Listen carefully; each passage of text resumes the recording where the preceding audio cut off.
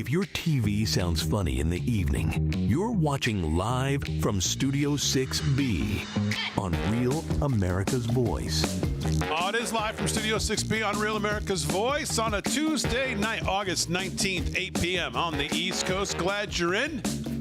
Slick Rick sitting right there. It's going to do some sports. Slickster, how are you? Doing good, Big D. All right, very good. Slickster's going to do some sports on, it's getting closer to the odds makers. It's always a busy night in sports. We'll get to what's going on there. Rick Delgado's here. He's going to do some news. Mr. Delgado, how are you? I am good, Damon. Thank you. Very good. Delgado's going to have some news. Let's go live to the West Palm Beach studio where I see Vinnie Mac. Vinnie Mac is here. Vinnie Mac, how are you? I'm doing really well. I mean, I don't know what the deal is with all these rumors of the hot and humid weather in Florida, because I walked around today and it was 95 and about 90% humidity, and it was not bad.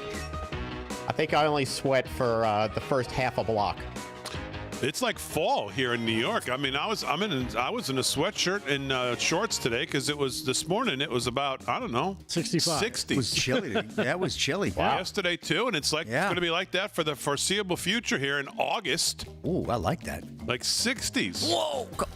Highs in the 70s. Nothing like what you're experiencing there, Vin. But how was your day? Did you go to the beach? Did you had to decompress before the show? Did you have a very long day sitting in a chair? What did you do today? Yeah, it was a multiple day of decompressions. You know how that goes. Yeah. How are you feeling since you're? I've been busy.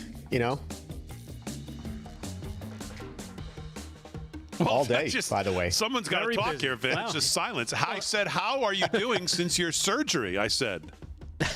Oh, I'm sorry. I didn't hear that. My hearing aid is not working that well. I'm feeling good. I did a 2-mile walk on Friday, and one on Saturday, one on Sunday, and one on Monday. So it's really helping. I feel good. Still some pain, but I'm good.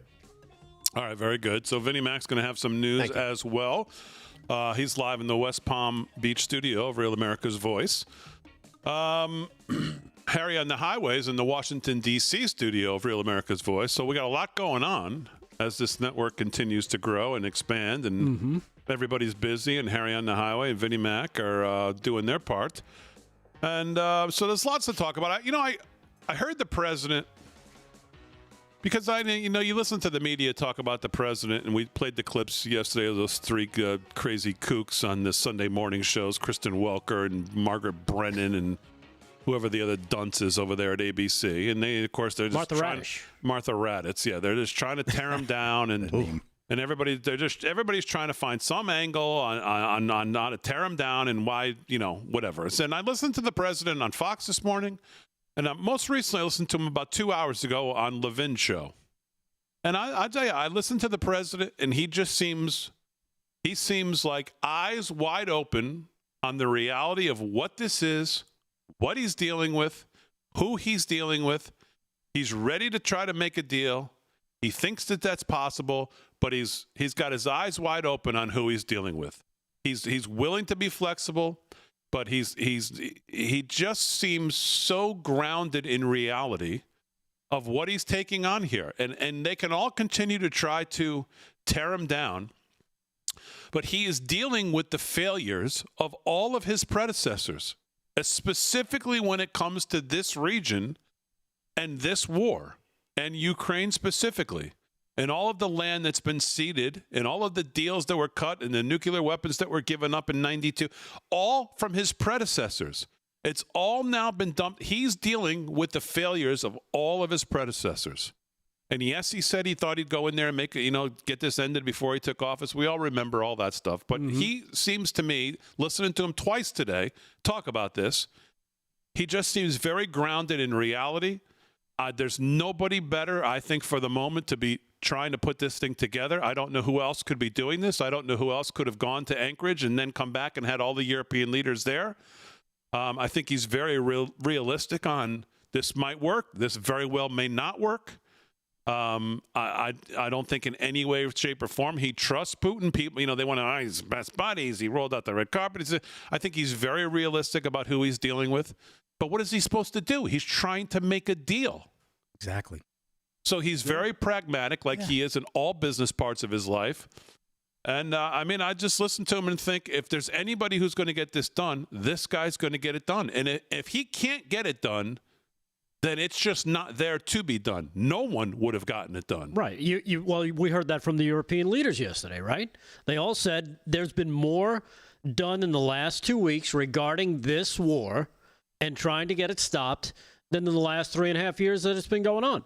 That says all you need to know, and you still have the media jumping through hoops, doing verbal gymnastics with their takes, their hot takes, quote unquote, to try and downplay any success this president tries to show on the world stage. They just don't want him to succeed. They'd much rather the war continue so they can continue bashing him than him succeeding, stopping. I think he was talking about they average about 7,000 deaths a week with the war, all told. He says, if I can stop 7,000 people dying next week, I'll do it. But you won't hear from the media. The media doesn't want to hear it. They hate that idea. They just want him to fail. Vin, if this was any other, if this was any Democrat president who was taking this on, they would have had a ticker tape parade for him already to this point, having no deal in place. They already would have been talking about a ticker tape parade. And Nobel Peace Prize. You know what I mean? Come on. They'd be on Mount Rushmore right now. They'd be chiseling away, making their caricature on Mount Rushmore. If you remember back in the first Iraq war, when Saddam Hussein went into Kuwait and the coalition that George Bush put together, that was considered one of the most amazing feats in our military history other than World War II, because we had a real coalition there, and we went in and we did what we had to do. Everybody has said about Trump over the years, oh, the Europeans hate him, and these hate him, and these people hate him. Everybody hates him. Yet he's somehow able to assemble all the European nations to come to the United States on a moment's notice and deal with this issue, not just collectively, but on the same page. Like he set this table so well across the board. And as you said, this is really hard to solve, and he's trying to make peace. But between the Zelensky meetings and getting him recentered after that whole incident on the couch, which I blame the Democrats for, then the Europeans, who have been all over the place on this issue, not supporting it, you can't do this, you can't do that, getting them all on the same page, then getting Mr. Putin, on the same page and into Alaska, where he treated him with respect, but it seemed like firm respect. And now they're at a point where these two leaders are going to meet with the framework of getting something done. The criticism about the ceasefire, I saw this on Facebook, another battle I had while I was, flying to Florida, was over, well, he should have done, a ceasefire first because that's the first step and blah, blah, blah. I'm like, hey, Magellan, who turned you into a leader? How do you know what's possible? And we're talking about peace, the end of a war, not a ceasefire. That's what we're talking about right now.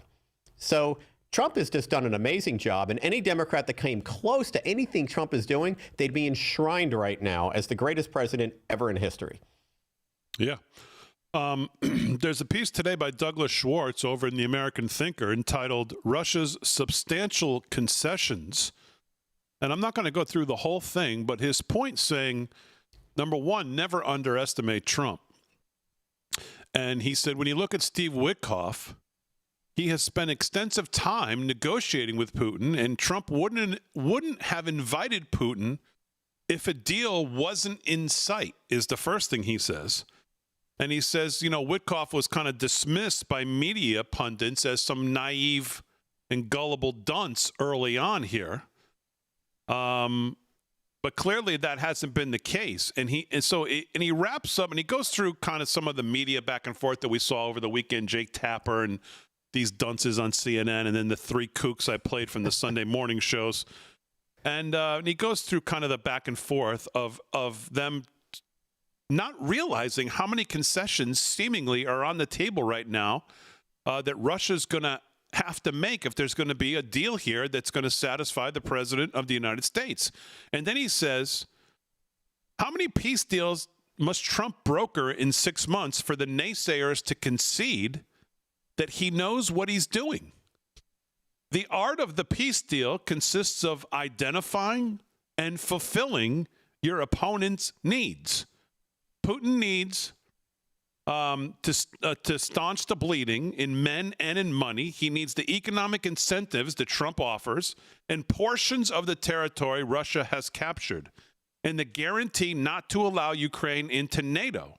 An American guaranteed peacemaking regime, which will probably be mostly or entirely NATO's responsibility, protects Russia from Ukraine and Ukraine from Russia.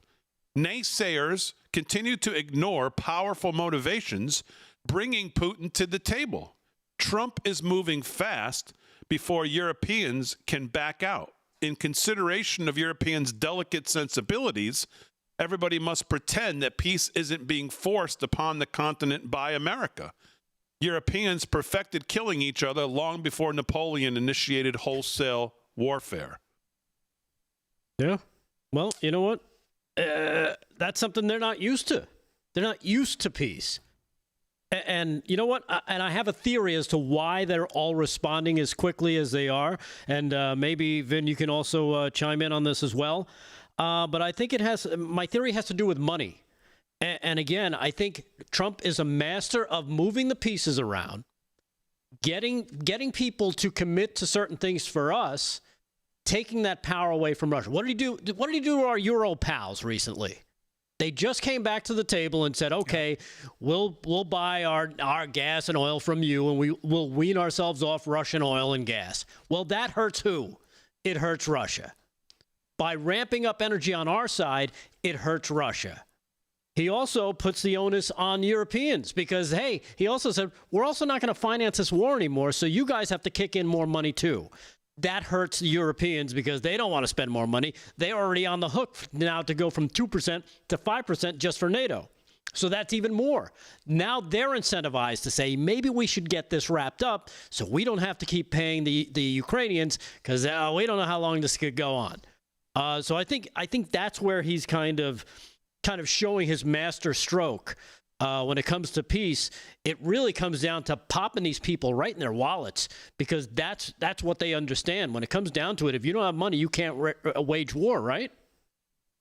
Yeah, I completely agree with that. I think that the Europeans were given a masterclass in how to deal with trade and economics by Trump over the last 6 months. A masterclass. They have caved in a way nobody thought they would cave.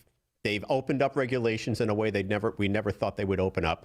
We're now able to sell a lot of our oil and gas and other things across to them. But don't forget Putin. Putin is spending ridiculous amounts of money on this war. His economy's in the toilet. We have, the thing we did with India and saying, hey, tariffs are going to go to 50, 100%. You buy oil from them. The launch on Iran, that had something to show. And then the last piece, I think, to what Trump has really assembled here, because the economics, I'm going to agree with you 100%, are playing, I think, the biggest role here. All right, hold that thought, Vinny. We'll do that thought when we get back. 13 past the hour, live from Studio 6B. Let's take our first break.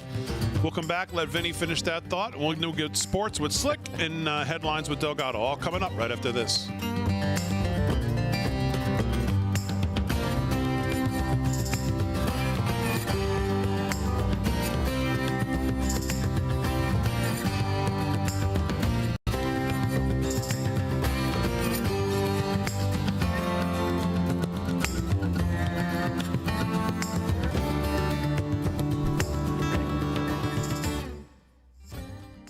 Chat, live in the chat. Hey, it's Dan Bongino. By the way, we didn't get a chance to talk about this last night, but with Andrew Bailey being named there, do you think there's any way that's because Bongino's going to be out?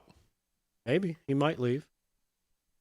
It says co-deputy director. So yeah, I don't know. That seems a little weird. Yeah. A little weird unless they're dividing and conquering. Like they're like, hey, you go and clean out this back end. You know where all the bodies are buried. And Bongino, you focus on this. That might be one of those things, which I'm trying to do that glass half full. Is your audio better, Vin, or does this still stink? It's better. Oh, okay. Because I know Bongino was very, very focused on making sure to try to figure out the January 6th bomber. And it seems like Ed Martin mentioned that that's going to be a thing that they're working on. So maybe he's focusing on certain things. Who knows? That's what I think. I mean, I do think they're trying to. I think one of the things I could see based on this move that's a high priority is doing a sweep of the FBI and getting rid of everybody associated with any deep state stuff. So that's what this said to me. Chat. What's going on, everybody in the chat? I see you all. Facebook, Rumble, YouTube. Yep, YouTube is cranking along. 1,200. Make sure you hit the like, subscribe, thumbs up, hit the bell notification so you get notified when we go live. Alice Palco in the YouTube chat wants to know, Vinny, are you okay? You look tired. The poor guy's traveling. No, he needs to decompress. You didn't fly JetBlue down there, did you? I did. I thought, let me try something different than the 25 people that board first on Southwest, based on a variety of things. And there were only 20 of those on JetBlue boarding first. So where'd you go out of? You didn't go out of Islip then, did you? JetBlue. I did. Oh, I did. I flew out of Islip, so when I land, I can get right to the studio. Well, for the JetBlue out of Islip. That's news nice. just broke that the JetBlue leaving Islip on July 15th had to make an emergency landing in JFK, and another plane had to make an emergency landing in JFK. After 1 hour of being in the air, they had to turn around and come back. Engine problems. So be careful there, Vince. Say a couple of novenas before you get on a plane. Oh, jeez, Slick. Wow. Thanks for that info. Maybe he'll take the train back up. You know, you got. I'll bring my helmet. Plane's way safer than the. Knowledge is power. I got to tell this guy. Come on. No, nothing's going to happen. I'm not saying. I'm just be careful with JetBlue. Vin, check in with the airline people. Be careful with JetBlue. JetBlue's fine. Okay. Are you shorting their stock right now? Yeah. Aaron, let's talk I about know it. exactly.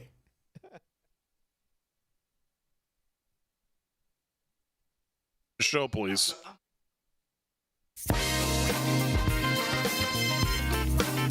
All right, 17 past the hour, live from Studio 6B on a Tuesday night, August 19th. Slick's here. He's going to do some sports. Rick Delgado's got some news. Vinnie Mac is in our West Palm studio. He's going to have some news as well. Vinnie Mac, we had to go to commercial, so you want to just finish your what you were saying there? Yeah. So in addition to the big economic wedge that Trump has created here, and by the way, think of where we went from the Biden administration to really having no economic power to do a lot of things, even though we're the United States of America. And in 7 months, we have huge power to look at the things that Trump is effectuating. But I also think this whole NATO-Ukraine thing was a big issue for Putin, no NATO. And Trump, I thought, sort of masterfully said, okay, but the Europeans are going to protect Ukraine. It's not like NATO is forced to respond, but the Europeans are agreeing to protect Ukraine. That's a big deal, and that's a nuance that allows, Putin to skate away and also reassures the rest of the world that, Germany, England, France, Italy, if Putin tries to go back in, they're all coming in, and they're going to help them. I just thought that was a really smart move and a way to, kind of subtly move off the NATO thing, which was caused from Bill Clinton on. They created this, by the way, conflict by pushing the NATO thing with Ukraine. Yeah. All right, 18 past the hour, live from Studio 6B. We got some more on this I want to do tonight. There's a great piece today. Actually, it wasn't today. It was yesterday over at The Federalist by John Daniel Davidson, who's a great writer, talking about the Ukraine war was always going to end this way.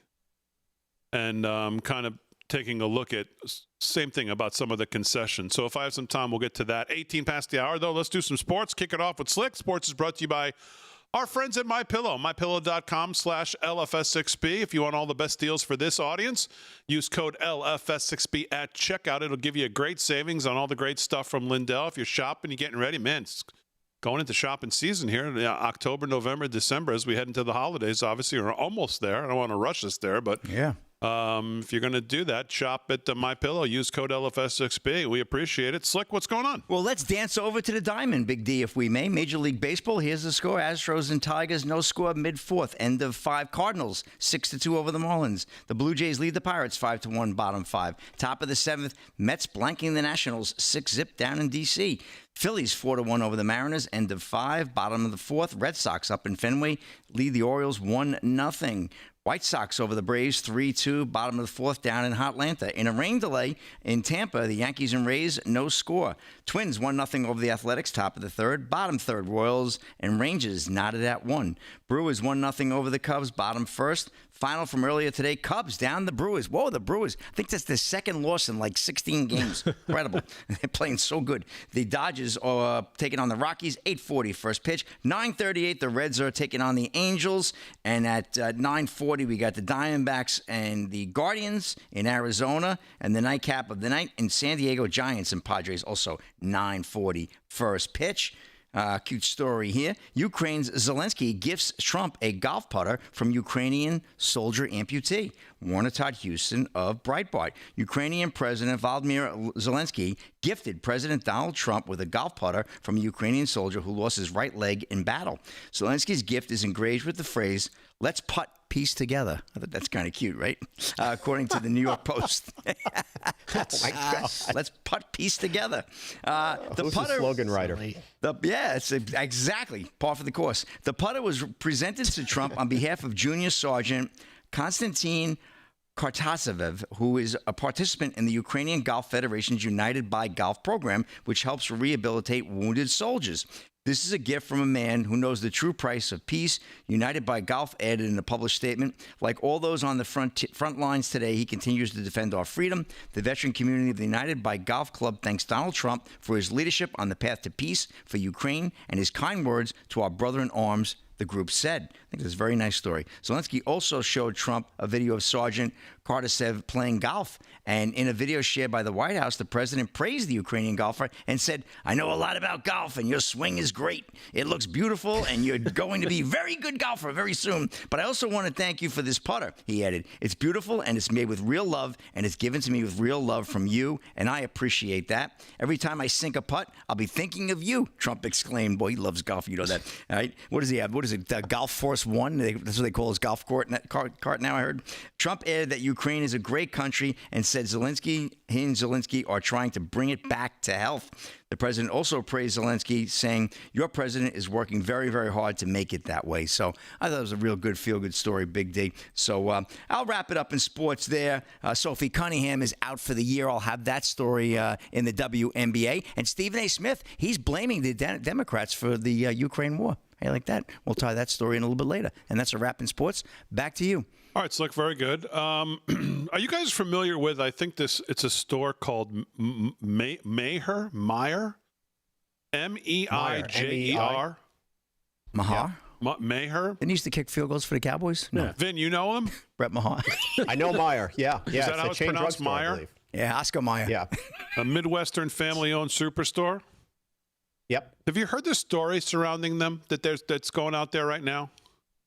They had a kid working there. Well, the story is they had a kid working there who was, I think, on the autism spectrum or on the spectrum, or he had some disability, and he was employed there. And the story goes that I think the kid was taking food. Oh, yes, I did hear about this.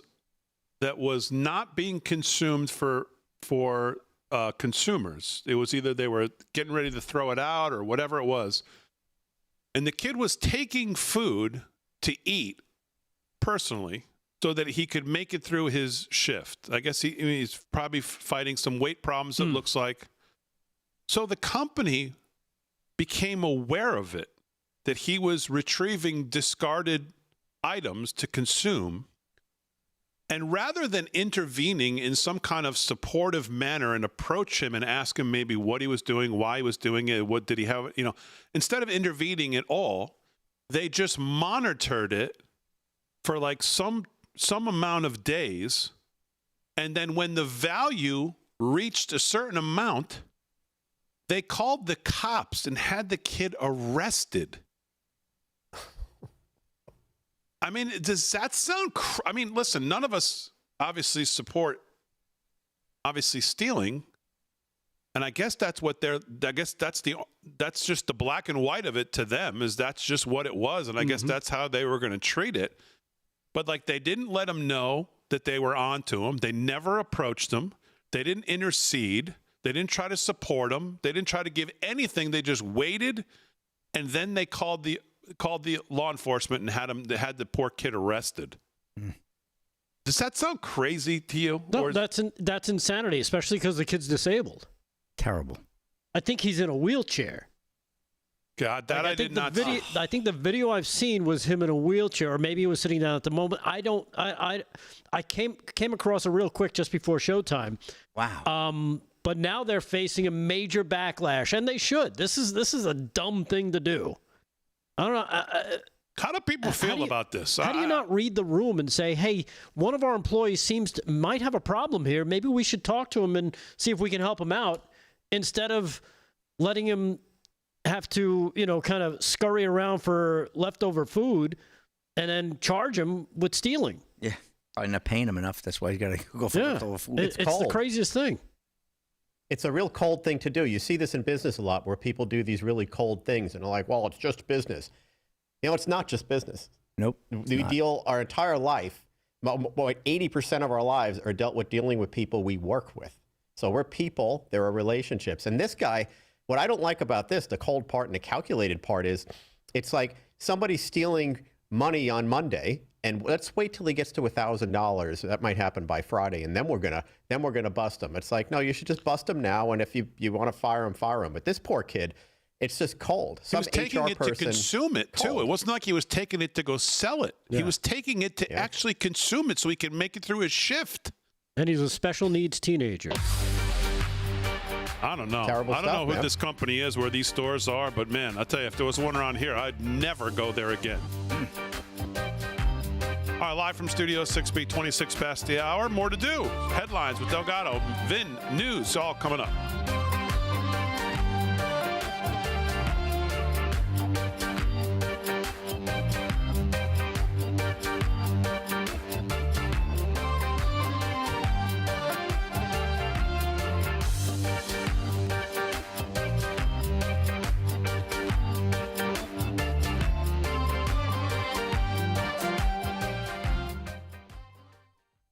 Yeah, so see, there's people so like Chris Allen is on the side of the company. Yeah. He says, Damon, it's called embezzlement by an employee, stealing. So it's just black and white to people like this. And I guess it was to them too. Seems absolutely insanity to me. Insane to do this to this kid. When you had multiple times to just pull him aside and build the kid up. Yeah. Or reprimand him at an earlier stage and just say, this isn't acceptable. Do you do it again? What's the problem? It's not acceptable doing it this way, and do it again, and this is what's going to happen.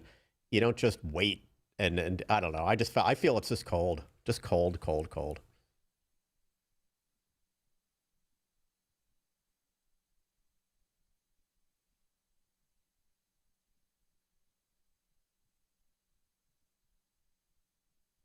Damon, you need to get updated info on this. Okay, am I missing something?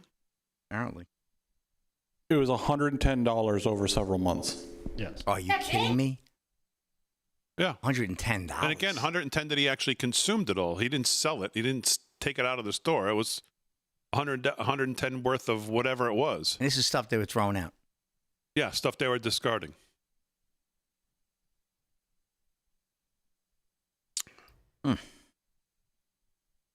Saying hi to all the Facebook fans out there and friends. Damon, you need to get an update. Always Story not true. Okay. Oh, fake news.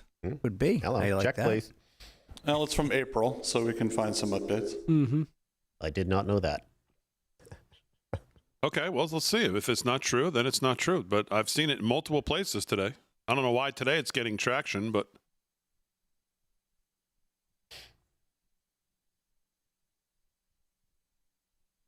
I hope it's not true, by the way.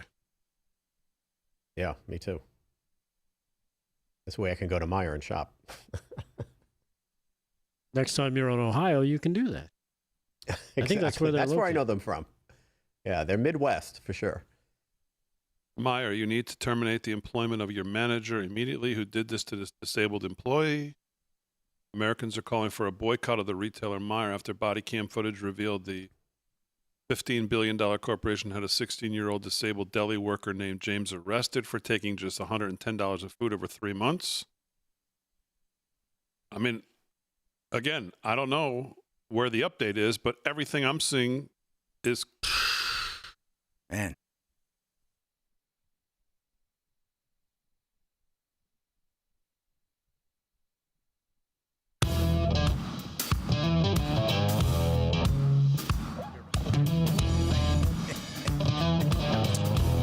minutes past the hour, live from Studio 6B on a Tuesday night, August 19th. Real America's Voice. Glad you're in. Slick's doing sports.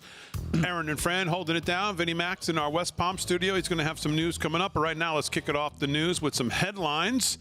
The greatest headlines in the world, he calls them, and that would be Rick Delgado. Mr. Delgado, what's going on? Well, now that you've opened the door on this Ohio super chain store That story's called baloney. Liar, I got to do some more research on it and give you a little more detail as to this story. The teenager who worked in the superstore in Ohio arrested and humiliated for stealing quarters of chicken and fruit cups from his workplace. In the video that surfaced on TikTok, I guess the one that everybody's seeing today, the police officer handcuffed the suspect, let him out of the Meijer store in Seven Hills, Ohio.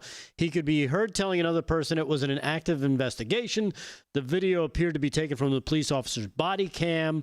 Blah, blah, blah. Visibly scared, the teenager responded, it started off slow. It happened a couple times just because I forgot my wallet. Then I meant to pay it back, and then I got my wallet back the following day, and either I just forgot or something. Then the suspect admitted that he didn't know who to talk to about it when he couldn't pay it back. He further said that he was called in a few months ago by his managers who complained that his breaks were too long. However, his defense was that he spent most of his time on his breaks waiting in line to pay for the food. So I guess that's part of it, is that he was taking his breaks.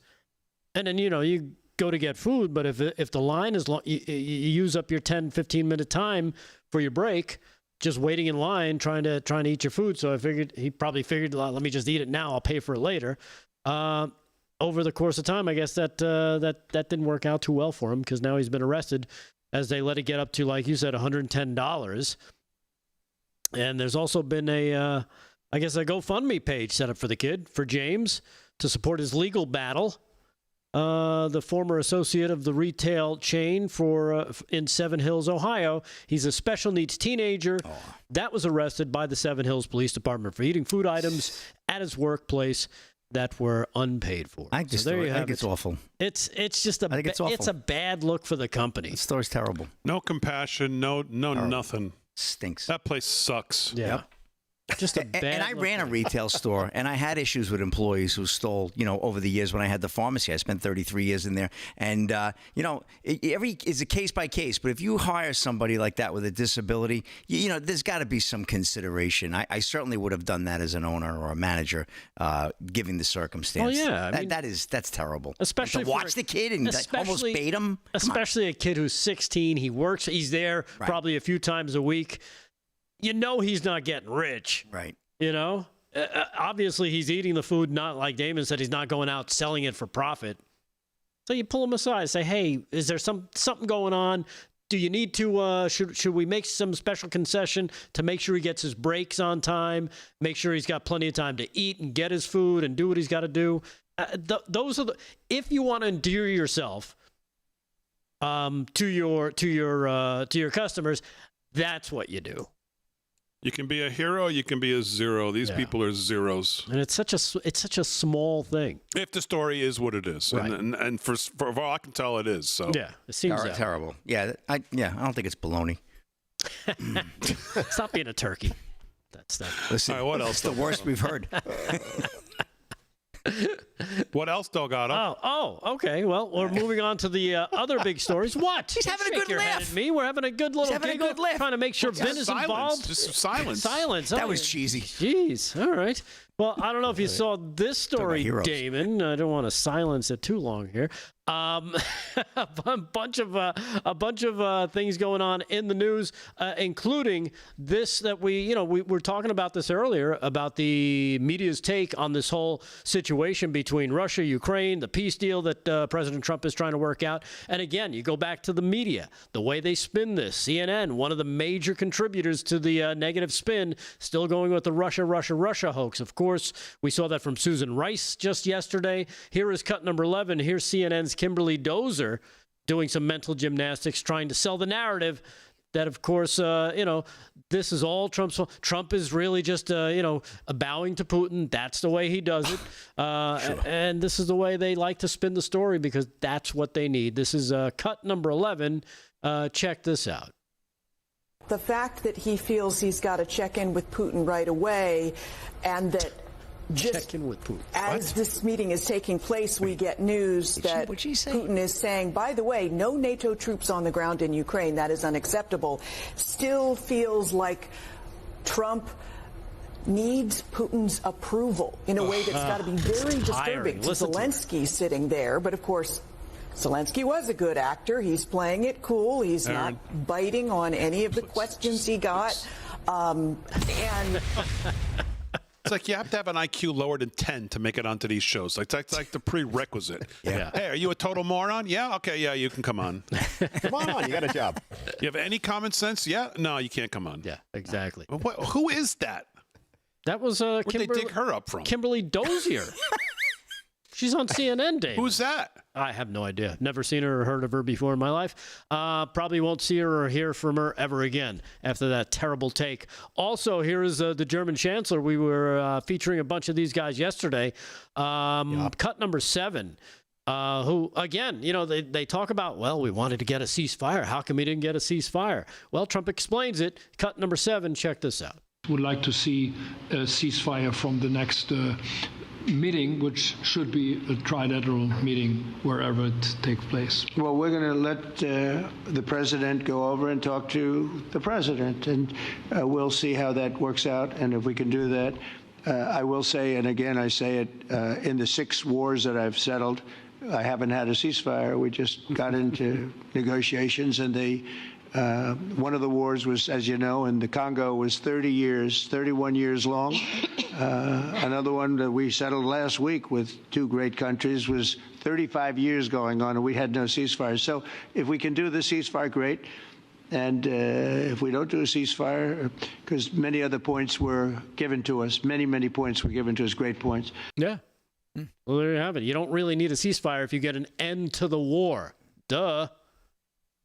Some of these people just don't understand that. They just want they're like the John Kerrys of the world who said, well, you can't have a peace deal until you take care of the Palestinian problem. Guess what? Five Abraham Accords deals later, still no issue with the Palestinians, but you've got those 5 deals with the Abraham Accords. So that's the way Trump But again, I said this yesterday. I understand your point, but Trump, I don't think Trump would be upset with a ceasefire if he had to take a ceasefire because, as he said at the press conference, at least it stops the killing. No, I understand that. Yeah. But but I'm saying a lot of these people act as if you don't have a ceasefire, then this is a failure. How could you possibly move on and have another meeting? Because that wasn't the stipulation. They didn't need a ceasefire to have another meeting if it ends up creating a peace deal that just ends it all together. And I know people can't seem to grasp or wrap their head around the fact that Zelensky and Putin are gonna meet without Trump. Like the people just wiling out, like, well, how could that be? What do you mean? How could that be? I mean, Vin, do you get what the outrage is on why people can't seem to comprehend how President Zelensky and President Putin could get together without Trump? Like that's impossible to see. Well, why do people think that? It's just another piece of outrage. I mean, it's like you name the day, and I'll tell you the outrage. And this, especially in this entire episode here with the Ukraine-Russia thing, every day is a different outrage. It's almost like, what happened last night? Anything? Oh, Putin's going to meet with Zelensky one-on-one. Okay, let me get the memo out. We're all outraged, and they all start talking about it like it's the dumbest thing. These are the parties. If they needed a mediator, frankly, I think if they felt they had to have someone in the room, Trump would have been the most appropriate leader to be in that room. And the fact that they don't feel they need him in that room means they probably made a lot of progress behind the scenes in all the negotiations. And this is maybe a couple of fine-tuning pieces, because otherwise I think Trump would be there. So I'd say this is a good sign, not a sign where they should be going crazy over. Yeah. Unfortunately, they have their, this is the only way it can be done. You have to follow these rules. Obviously, those rules haven't worked because nothing they've done has solved any of the problems ever. Yeah. So that's right. All right, 39 past the hour, live from Studio 6B. So I haven't asked you guys the big real question of the last couple of days. I'm already married. Is thank you. Are you guys ready to watch MS Now? Oh yeah, that story. Oh, that's a good one. Have you seen this rebranding, Vin? It's genius. I sent a post on, I think, Facebook. It said it should be MSFN now, fake news now. That's basically it. It's the whole thing's just dumb. The whole thing shows they're just losing. They don't have any viewers. People really aren't that interested in what they have to say. And whatever they're trying to do here, mark my words, in 3 to 6 months, there may be no more now. Right. Yeah, and the graphic they use next to the MS looks like a P, so I'm calling it PMS now because I think that's probably more appropriate. But the fact that NBC wants literally nothing to do with this and said, just get our name, let's just try to clean the slate. Yes, we don't want any stank hanging over on us. We don't want nothing. Get our letters out of there and go with PMS now. I think that says a lot given what NBC News looks like these days. Yeah, exactly. Yeah. And the MS Now stands for. Do you know what it stands for? I know. I mean, I can't even. You can't even make it up. This is great, Vin. I'm sure this is going to just sound so obvious to you. It stands for MS. Now stands for My Source. They're already in trouble. For now, for the now, news, opinion, and the world. Oh. MS Now. 10-10 wins, right? Yeah, give us 10 minutes, we'll give you the world. Exactly. That's what it reminds you I'm of. going with PMS now, and I think that's more appropriate. So, as if it didn't suck hard enough, it is now MS Now. All right, we got time for one more news story, Delgado. What do you got? Oh, well, let's see. What do I have for you? Well, that was going to be one of them. I guess I'll blast through that one. Did you see Governor DeSantis in Florida earlier today? Yeah. He was talking about some things and, of course, decided he was going to give away a secret on how, Damon, he's become the best governor in the entire country. Here it is, cut number 2, Governor DeSantis from Florida. Cut number 2, check this out. I mean, people ask me like, oh, Florida, you guys are leading this. You just how you do it. I was like, as governor of Florida, I get this great cheat code. All I got to do is look to New York, Illinois, California, and then do the opposite. You nailed it. Yeah. And there you have it. That's one way. The best governor in the country telling you how it's done. Going to get followed up George by Costanza. Going to get followed up by Jay Collins, by the way, too. That boy is badass right there. He's the new lieutenant governor, and he should be the next governor of Florida. Jay Collins is no joke, and and I love that appointment, and I hope he made that appointment so that he can push for him to follow and to be the successor there in Florida, to keep Florida doing what they're doing, because that's what they need. I thought he wanted his wife to be governor. No, I hope not. I hope it's Jay. I hope it's now as lieutenant governor. Lose That's that who idea. I'll be backing. 17 till the hour. Vinny Mac's News coming up right after this.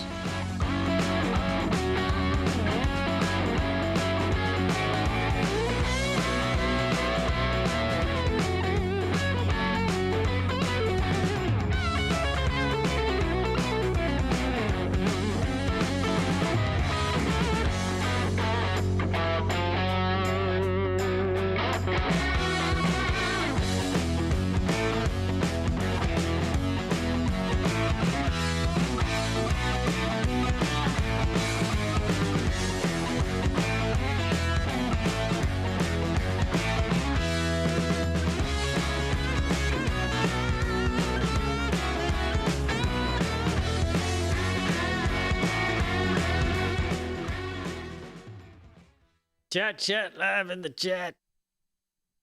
I love DeSantis, but I have a couple of small criticisms. One, the property taxes here in Florida are ridiculous.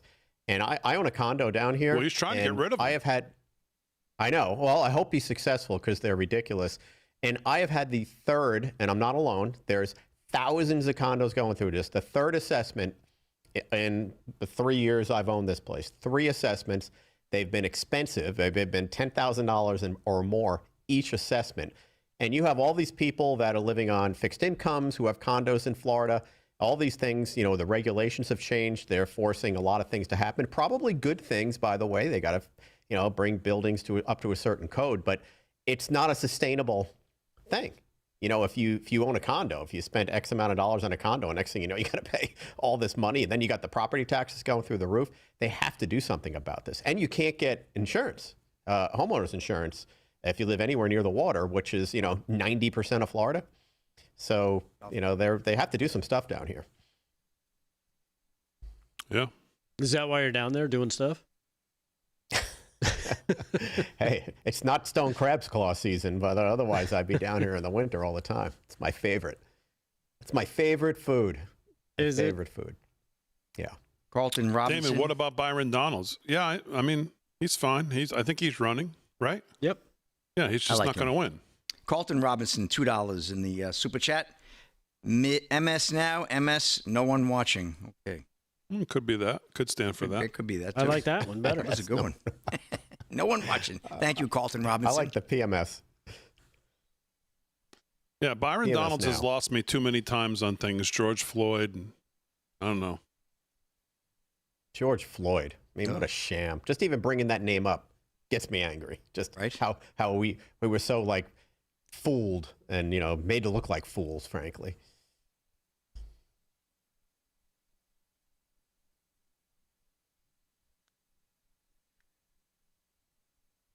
Donalds is going to win? Yeah, he might. Oh, he could. Polls don't show that right now, but if he gets Trump, still got a ways to go. Any updates from Harry Etten there with the CNN polls? There was a Harry Etten thing. I forgot what it was on, He's but excellent. I saw it. He's still got a job with them, huh? For now, yeah. For now.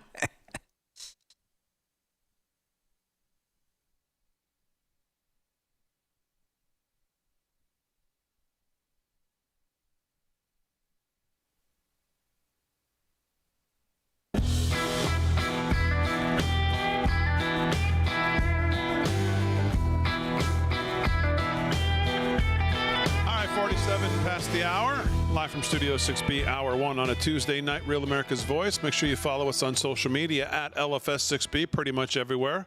Instagram at LFS6B Show. Make sure you hit the like, subscribe, thumbs up, and bell notification so you get notified when we go live on socials. Slick's doing sports. Delgado's going to do some more headlines. Aaron and Fran holding it down as always. But right now, let's go live to West Palm, where Vinnie Mac is in our West Palm studios down in Florida. Vinnie Mac, what's been on your mind? There is one issue, and it has a lot to do with D.C. on my mind, but I wanted to touch on something we were talking about before about, how the media is once again doing all this false reporting. If you think about the last 7 months, the hysteria around immigration and Trump's clampdown on it, on ICE, which they just totally turned on our officers enforcing the law, the tariffs, the Russia hoax, which is, evidence is coming out, real evidence, real emails, real text messages, not these fake things hired by some intel guy out of the UK, the Russia-Ukraine story, and then now D.C. and the fake news reporting on the crime there. And it's just too much. We bitch about it and complain about it, and it drives me crazy, and I'm sure it drives all of you crazy, but who cares? They're just so off base now. They're so wrong. Nobody's listening. So I think that's probably the most important thing that's happened over the last 7 months. They keep burying themselves and no one's listening because polls are showing pretty clearly Trump's doing the right things and people aren't paying attention to this nonsense. I just wanted to put a pin in that. And while we're talking about that, there was the whole nonsense of D.C. by the left and telling us over and over and over and over, and their politicians the same thing, there's not a crime problem. New data just came out. Carjackings are down by 83%. So how do you go down 83% on something when there's no problem? And the carjackings were probably one of the biggest problems. Robberies by 46%, violent crime 22%, and car theft 21%. This is all in the last 7 days. The other thing that's happening there is Judge Pirro, the new head of the legal system there now. She's going to be prosecuting everyone, has told everyone maximum criminal charges, and everyone arrested. And they just arrested a boatload of people, including a bunch of MS-13 folks. So it was basically a free-for-all, for all intents and purposes in D.C. The data is now coming back. And one of the things I love that Trump has been talking about, and he's just, the pushback's crazy, but I'm so in favor of this stuff. And I think if you're a citizen that lives in any of these cities, you have to be too, which is what we're doing in D.C., we're just going to do it in other cities. if you can't get it under control. We're going to go in and we're going to clean it up. So Los Angeles, San Francisco, Chicago. I mean, can you imagine if Trump did what he's doing now in Chicago, where all those murders happen on a regular basis? All those poor young people, the entire youth of Chicago, and they can't even leave their homes, the people that aren't criminals. And the ones that are have to leave armed and hope they don't get shot in some crossfire, some drug deal. Can you imagine if Trump sent them into Chicago? I mean, what would JD do then? You know, how would they be responding to that? But I love the idea that he's even putting it on the table, that that's a possibility. And if you're sitting in that chair, you mean President of the United JB, States, like in JB Pritzker, not JD and JD Vance. JB Pritzker. Yeah, sorry. Not JD Vance, man. We love JD Vance. But he would be fighting that, and so would the mayor. They'd be against it categorically, like this crazy mayor is in D.C., yet people are dying every day in big numbers in Chicago, and the crime in D.C. is the same thing. And then we have the same issues in San Francisco, in Los Angeles, and on and on and on. So what's the president to do? His job's to protect the country. And I just love the fact that he's talking about it. And he's poking the bear. I mean, why not poke the bear? That's all he needs to do is poke them. Let them argue that there's either no crime or they're against arresting people like this, while the citizens, and if you've heard or seen any of the reports from any of the locals, I think Delgado showed it a couple of nights ago, and I know we've seen a few of these clips as we've gone on, but locals, most of them are African Americans as well, are like, yeah, hell yeah, I can drive through the city now.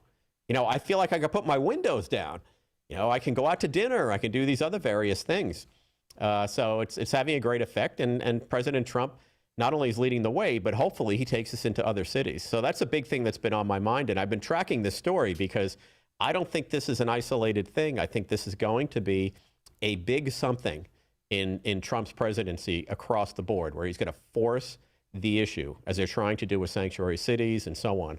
So kudos to the president once again. Well, Vin, you also saw that coming from the governor of New Mexico. She wanted that for some of the problems they're having in some of their cities. They have a big crime issue, and she's requesting. She actually went out and requested the National Guard herself because she sees how well it's working. Yeah, and I love to hear that. And the other piece of this that I really love is this pushback on sanctuary cities. And I've talked about this before, but let's just put this out in sort of the most common sense way we can. The idea of a sanctuary city is illegal, period. It's not a legal thing. It's a nuance if you want to give them credit for anything. It's a nuance.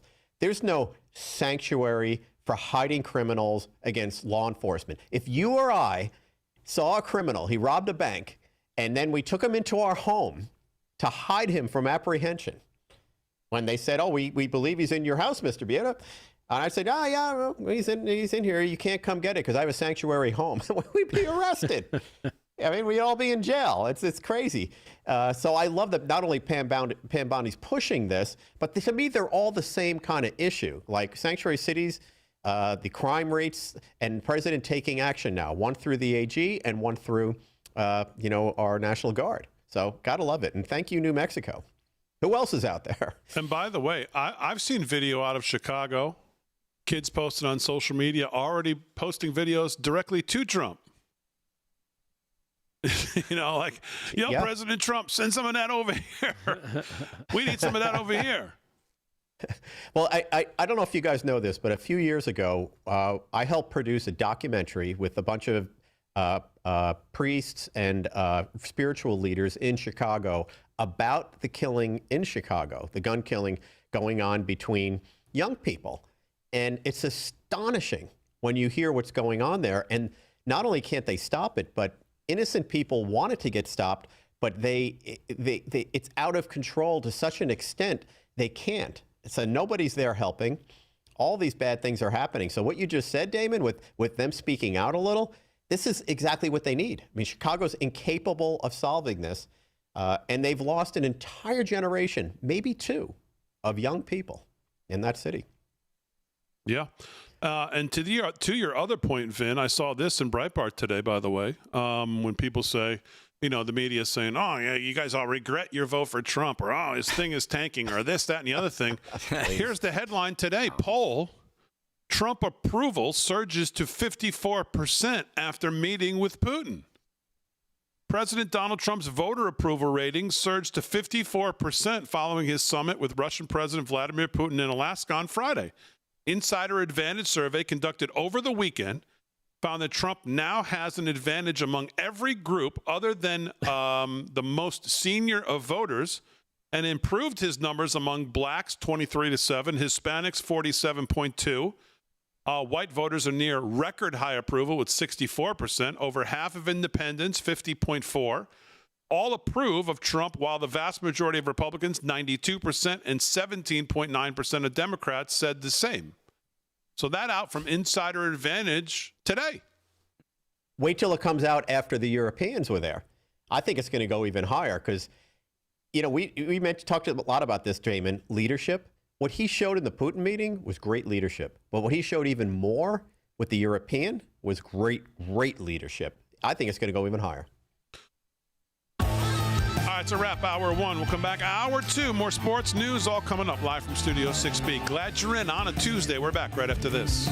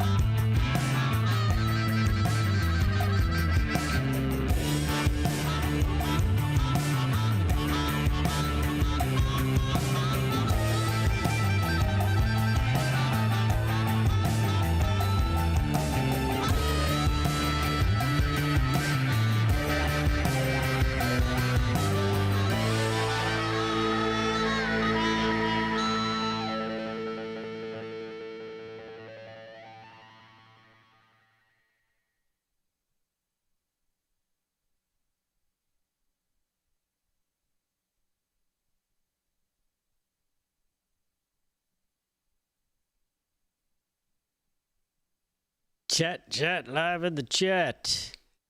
Yep. Marianne Mack in the YouTubes. Gary Kendall. Moon Pie, of course. Nita's birthday today. So, Nita in the YouTube chat, happy birthday to you. Let's see who else we got in here. We got Andy. We got Ankh. We got Juicy IP. Juicy IP. Sounds like a good time. Huey Fry. He was great in the 80s. Who else we got? Gentle Giant, 1969. Loves Vinny. Who else we got? Les Durham, of course. Good old Alisa Domingo. We had Michael Sand there earlier. Kathy Kirtley, of course. Bayer One. I remember him from the, I believe, the Get It chat. Moved over to the YouTube's chat, at least for tonight. Bayer One, great to see you.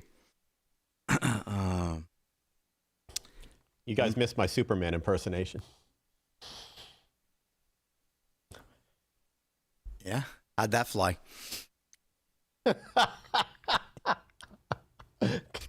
That's a good one. I don't think he got off the ground. What's that? I don't think he got off the ground. Yeah, no. Oh, man. Jet. When are you flying back, Vin, tomorrow? Or Thursday? I'll be back in the studio for the Thursday show. Flying back tomorrow? So, no, I'm coming back on Thursday, but earlier flight. There you go. Hopefully it's on time. No. Yeah, right. It's early enough where, even if it's delayed, and, I'm hoping to get a nice, good bag of those pretzels that they give you. It's got 6 or 7 pretzels in that bag. It's quite a meal. Oh, is it right? Are they mini pretzels? Wow. I'd be salty. It's like pretzels for the hearing impaired. They give you like 4, in a bag. It's just crazy.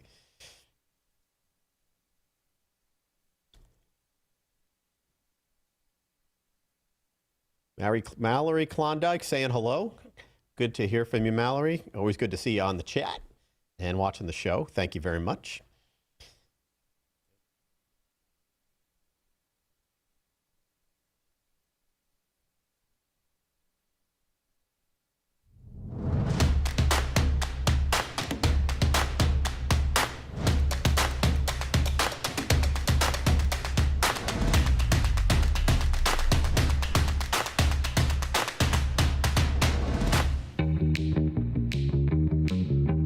Big D, double dizzle, and the 6B Brizzle live on Real America's Voice Vizzle, baby. All right, thanks, Snoop. Hour 2, live from Studio 6B, Tuesday, August 19th, 9 p.m. on the East Coast. Glad you're in. What are you laughing at, Vin? Oh, yo, but a dizzle and a bizzle, no dizzle, man. Yeah. Just laughing at Big D's grizzle. That's exactly how Vinny says it. Yeah. Hour 2, glad you're in. Lots to do. We'll get to some more news. Delgado have more headlines. Slick's going to do sports here in a second. Aaron and Fran holding it down as always. Vinny's in our West Palm studio. And we spent a lot of hour 1 talking about the president and what's going on with Ukraine and Russia and whether we're going to get some kind of an agreement here. And with the two presidents, Ukraine, Zelensky and Putin going to meet without President Trump, it looks like is the plan. Caroline Leavitt was asked about it quite a bit today in the presser. I thought, man, she's really good. I mean, she's just really good. She just controls that room. And, man, she calls out who she has to call. She called the New York Times reporter out today. It was so brutal. She said only a New York Times reporter could ask a question that's stupid or something like that. Right to his face today. Just absolutely splendid to watch. Have we come a long way or what with that? Yeah, oh, my God. Could you remember what that was like in there? What's her name? Ugh. Jeez. So let's get your guys' opinion on this because we've talked about this and we've covered some of this tonight about the crime in D.C. Steve Deace has a piece today called No Perp Walks, No Peace. Democrats invite crime, they cover for corruption, and then they call it progress. Real justice means arrests. And he says Mexico, Washington, D.C., Minneapolis. 3 places, 1 message. What our enemies believe and how we must respond if we don't want to become just like them. Start with Mexico. President Sheinbaum openly prefers her own citizens, the so-called salt-of-the-earth workers, to remain north of the Rio Grande rather than return home. Mexico is so badly broken that demanding the right to export its people into a country that increasingly resents the burden has become a viable political position. Now I move to Washington, D.C. How broken do you have to be to protest against safer streets? President Donald Trump has vowed to bring order to the nation's capital, yet Democrats bristle at the one federal action they've apparently never wanted to seize for themselves. And isn't that the truth? For decades, they told us D.C. deserves statehood. Now that Trump is taking responsibility for law and order, suddenly they retreat. The irony runs deeper. Mexico refuses to take back its working class, while Democrats refuse to federalize D.C. policing. The one time they might welcome federal control, they balk because of the guy who's enforcing it, and his name is Trump. D.C. Police Chief Pamela Smith even admitted she doesn't even understand what chain of command means. This is the same woman who served as the department's chief equity officer before becoming chief. If she can't figure out who's in charge, how can anybody else? This is what happens when the left prizes ideology over competence. Throw away your Bibles and your Constitution, kids. We're going for a ride. Next stop, Minneapolis. Mayoral candidate Omar Fattah campaigns openly for a Marxist revolution, joining voices like New York's Zohan Mamdani. They no longer bother to hide their intent. It's out in the open. They say the quiet part out loud. They want a world where you live under chains. A decade ago, such a platform would have been a political death wish. Suggesting Democrats were headed down that road would have branded you a conspiracy theorist. Today, Democrats think they can win elections on it.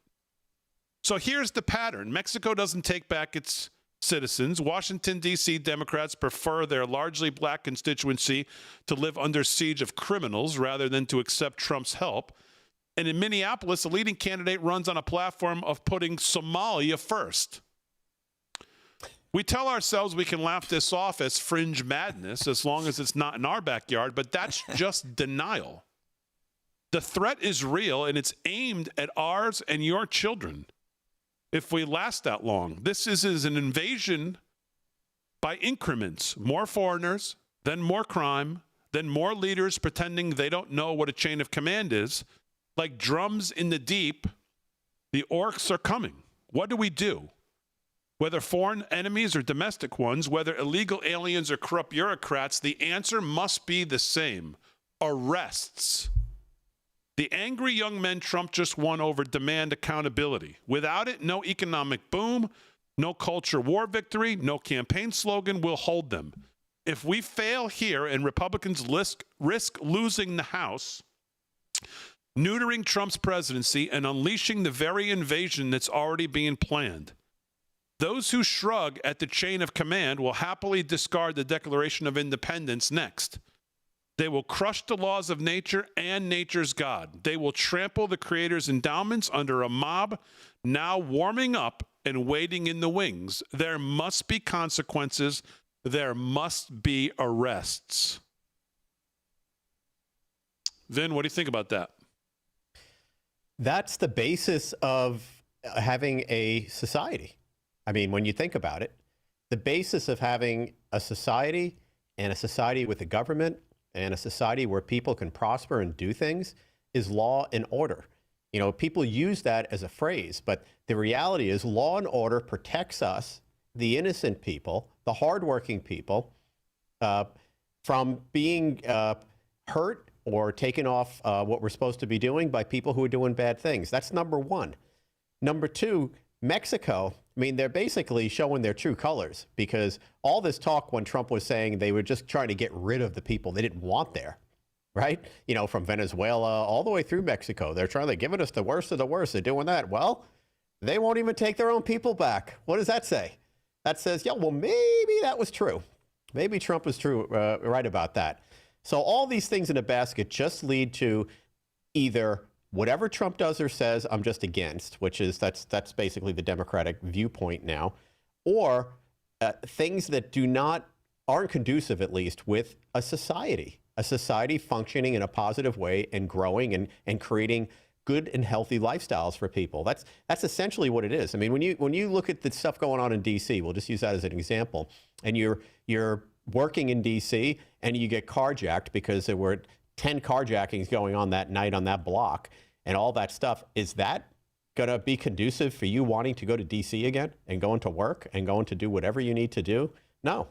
You know, you're going to be afraid of that. You're not going to do that. It's sort of the same premise. You know, if you embrace that stuff, you're embracing not a society, but anarchy. So it's the baseline for everything we do. Then the idea of this whole idea of arrests, and we keep semi-joking about it, either arrests or it didn't happen when it comes to Schiff and all these things. So it's the same, it's kind of a similar theme that's running through everything right now in the Trump administration, the Department of Justice. You think about what's going on as we continue to peel back the onion on all of these people and what they've done over the years.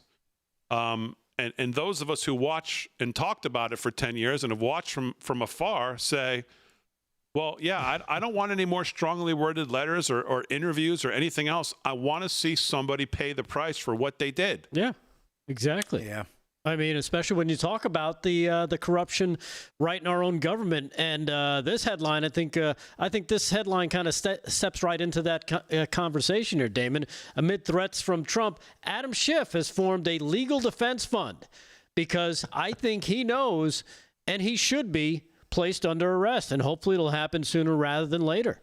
Yeah. Because this is the kind of thing he's been exposed. And again, I'll say this to any liberal, any Democrat who says, "Oh, this is just made up." If it's made up, why aren't they suing?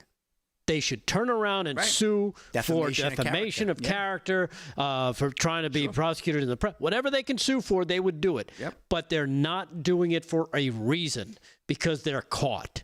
and they know they can't say a damn thing about it.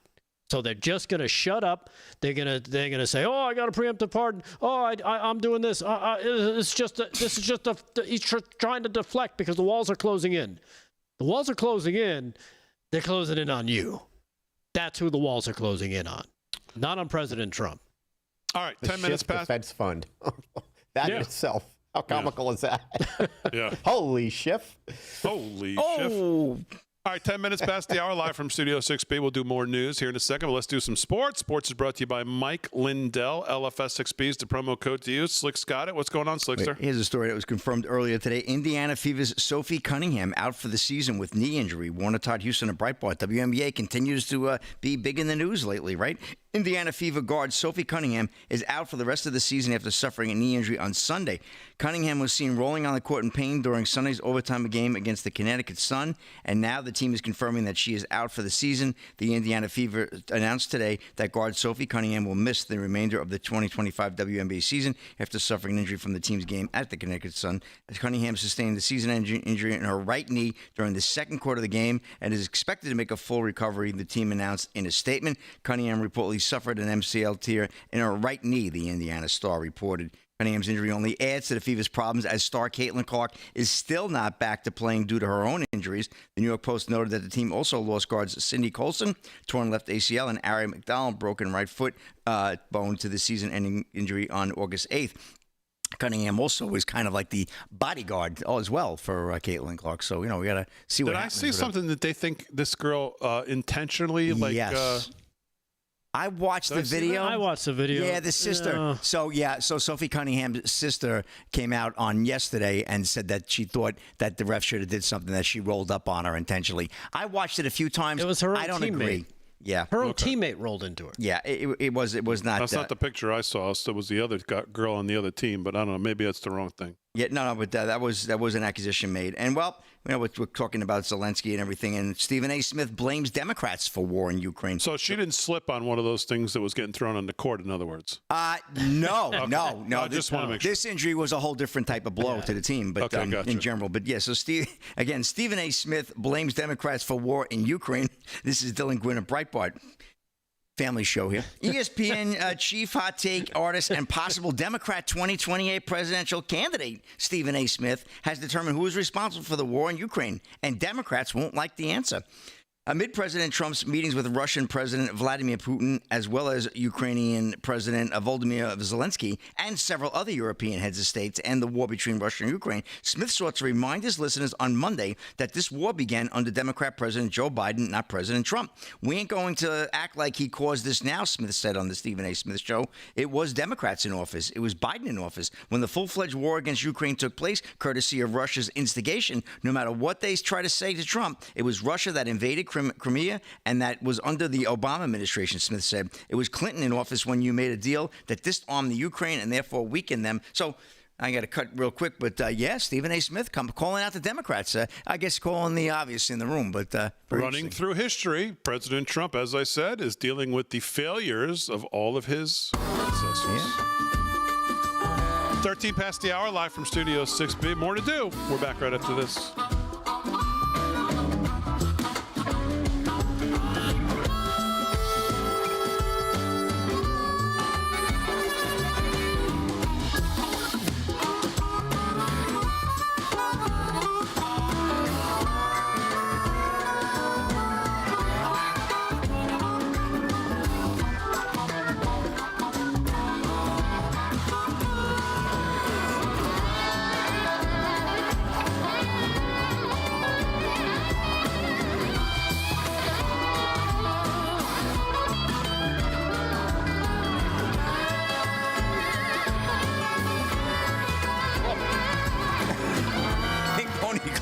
Oh, somebody's getting ridden. Okay.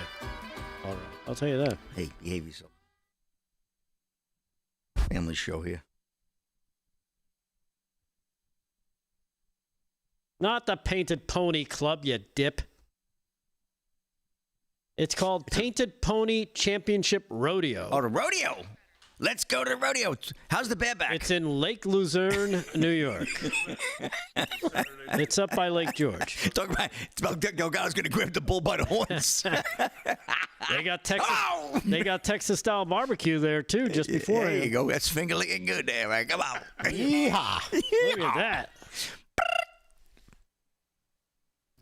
I don't know, Delgado. What? Yeah, it's a real Sure, it's a thing. rodeo, not like a club. I'm looking at their website. The Okay. Painted Pony Championship I think he's Rodeo. roping us To the in Painted here. Pony Club. I don't know. It might be a different kind of rodeo. He got roped than in, you think. Big D. Huh? He got roped in. Yeah, I don't know. Rope a dope. Make sure. Yeah, what you're going to take? You better send video. You got to wear chaps. I'll bet you. I am not surprised. Oh, man. Oh, man. That's a special club. That is. Who said that? Vin. What? There you are. What? I did not know that. Look, it's just outside of Lake George. So you're going to go to the rodeo? I think I might go check it out. Really? Yeah. Are you going to do some segments so we can run on the show? I might take some pictures. Oh, that's what this is. They A got live show with video. Maybe they actually have a rodeo going on Saturday. Will Is you that a wear PRCA assless then? chaps to the rodeo? No, I will not wear Okay. your assless chaps. I will buy my own. Yeah, I only report on the PRCA rodeos, Professional Rodeo Cowboy This Association. is, let me see. Yeah, Slick's not going to report on the Pink Pony Club. These people are like, I got a rodeo in, Tuscaloosa. I'm like, some of these rodeos are very tiny. I mean, there's only so much time on the show. So I just go with PRCA stuff, there's plenty of rodeos. Speaking of that time, you've got a waste some doing a read here next. Ooh. Shut up, Aaron.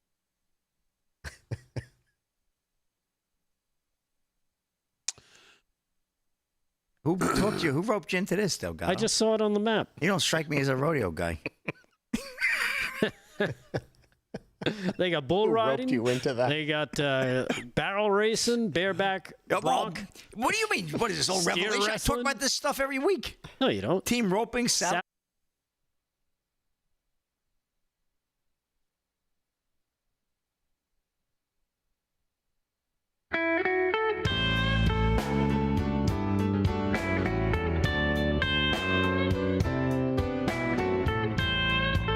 I'll sound like the blue. It's on a Tuesday.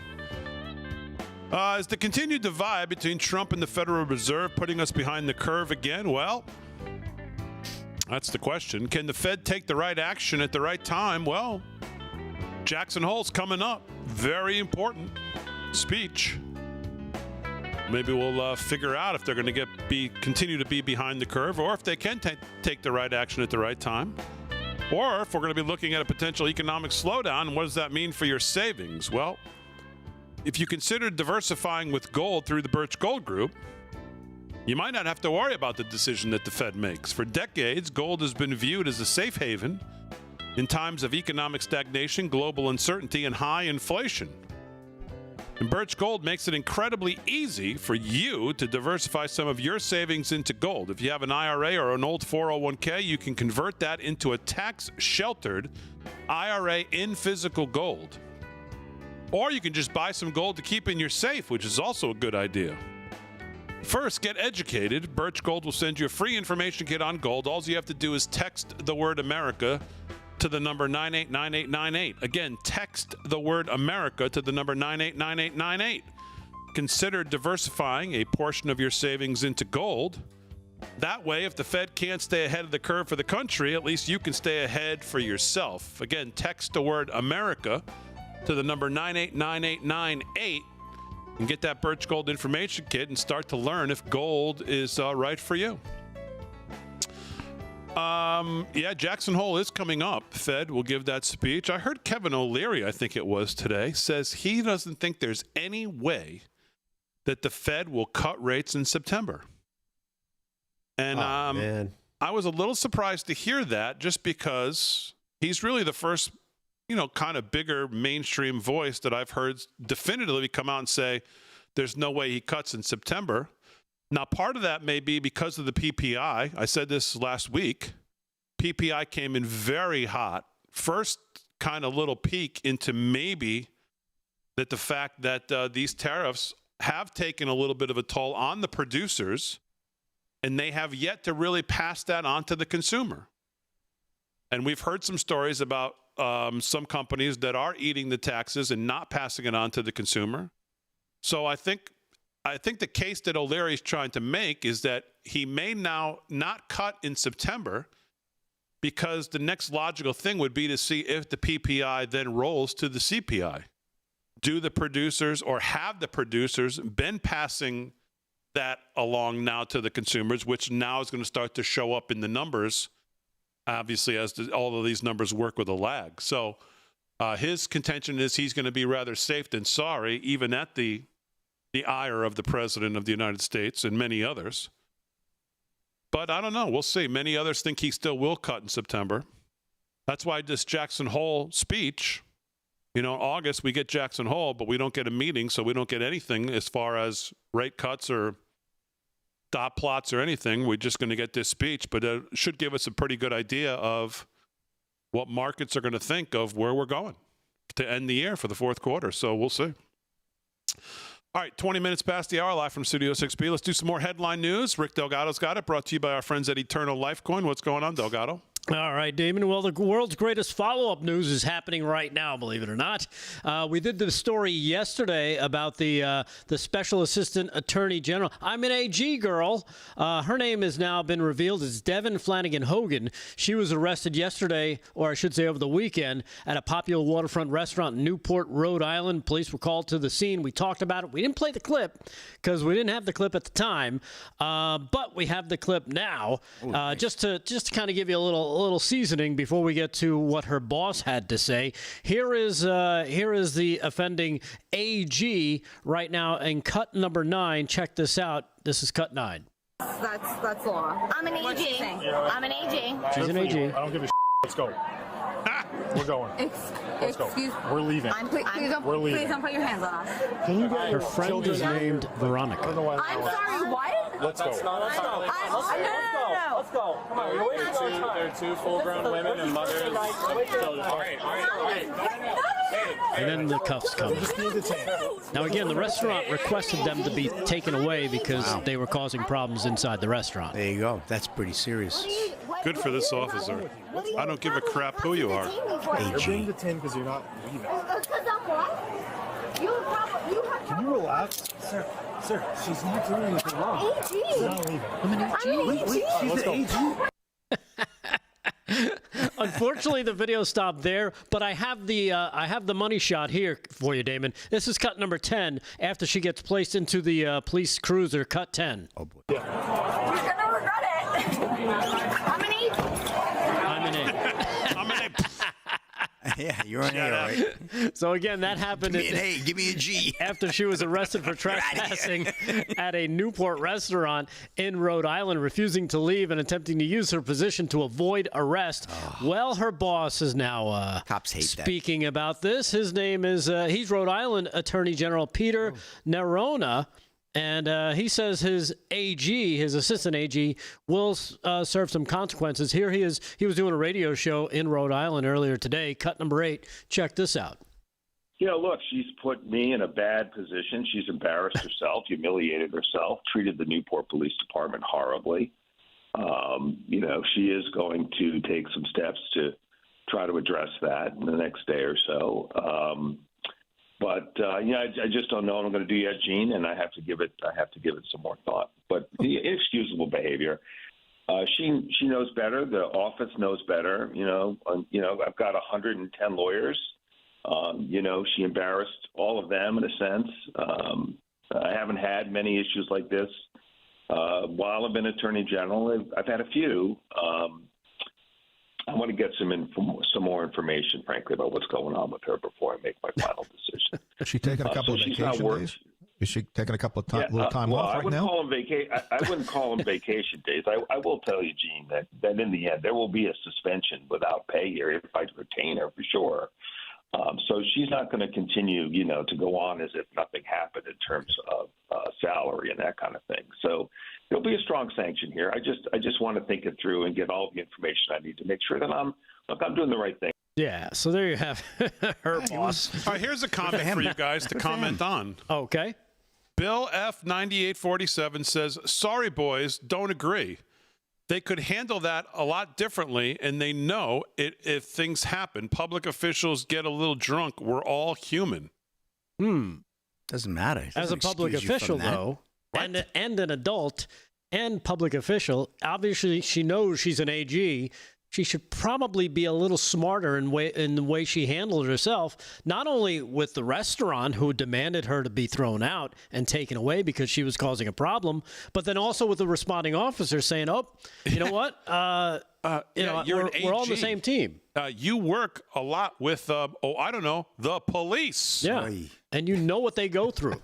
And you see the derelicts that they usually have to deal with, and now you've made yourself one of them. I wonder what the problem was at the restaurant. That her and her friend were from what I understand, they were a little drunk. Oh, they were causing a ruckus. They refused to leave. Her friend Veronica, her companion Veronica Hannon, who's I guess a teacher, she's really got some problems because the video of her being arrested was even worse. I can't even stomach it. She got out of her handcuffs, threw them, tried to run off. Oh, boy. Once they grabbed her again and tightened the handcuffs this time, kept putting her foot through the door. She wouldn't let them throw her in the car. Wow. She was belligerent, and wow, this is your white liberals in New England there for you. Wow. Thinking they're above the law. And it seems like they put up with them for a lot longer than they should have. They would have put up with just any Joe Blow who was drunk out of the bar. Yeah. It sounds like they dealt with them for a lot longer than they would have anybody else, just to try to give them the benefit of the doubt. They probably had it with them. It was it. I mean, at some point, the guy just said, I don't give an F. Let's go. And it's funny because the Friends video, when you watch that, I have that on my X, you hear Hannah, the friend, or Veronica, her friend's, I guess, husband or date or whoever. He's like, I'm here. She's like, do something. He goes, I'm here. He wasn't doing anything. He's like, he was looking for a drink himself. Exactly. All right, 26 past the hour, live from Studio 6B. More to do right after this.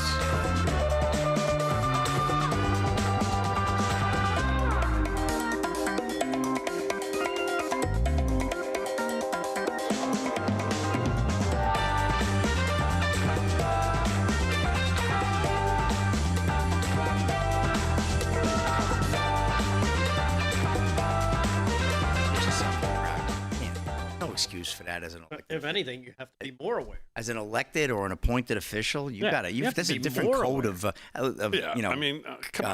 conduct there. There's a higher standard, right? No question. I would.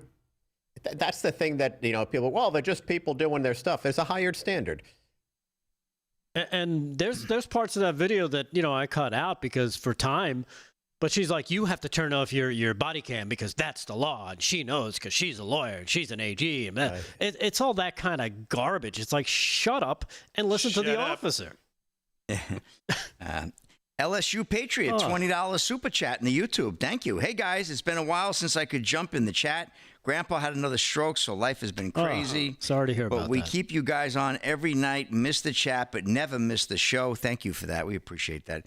I'll make it to a live show soon. Yeah, come on down to the live. No live show this Friday night, if I'm correct, right, Correct. Big D? We got a couple of us have other obligations, unfortunately, which is very rare. But we'll be back the following Friday, right before Labor Day. We're going to do that one, the 29th.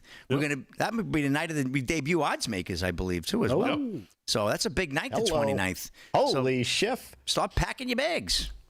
Yeah, this Rhode Island prosecutor also. Love to see as many of you as possible over the next couple months at the America First Warehouse. It's great. Yep, and prayers for LSU Patriots grandpa. Yeah. Just a little more context for this prosecutor. She threatened the police. You're going to be sorry. You're going to regret this. Yeah, okay. Okay. Oh, boy. Why can't they go quietly when they do this stuff instead of that reaction? Liberal, it's like, privileged women. Yep. That's right. Oh, well, I don't know if she's liberal, but she acted like one. No, she works for a Democrat. Yeah, okay. Well, there you go. Wow. What a surprise. Pretty easy. Yeah, you can tell by the candor. Terrible. By the way, I don't know. The AG there in that interview, he seems pretty reasonable. Good for him. Yeah, she's basically an idiot. she's going to get suspended. What she was doing. She's an embarrassment. She just embarrassed. She embarrassed 100 and some other attorneys. Other attorneys that work for me. Crazy. My assessment, she's basically an idiot. Yes, thank you. She's probably going to lose her That's job nice. over that. I won't be surprised. And she should. Bill Moore, 8771 on YouTube, says going to try to get there next month. That'd be great. After that performance, she needs to be disbarred from the bar. The bar itself. She needs to be disbarred in many ways. Yeah.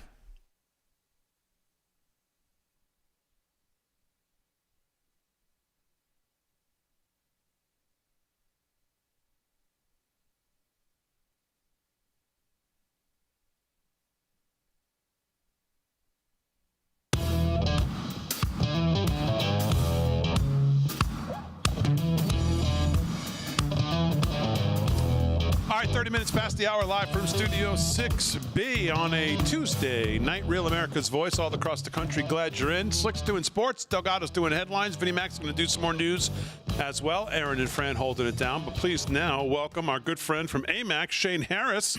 He's the editor-in-chief of AMAC Newsline, and he joins us here for a few moments. Shane, how are you? Good. How are you guys doing? Very, very good. Very, very good.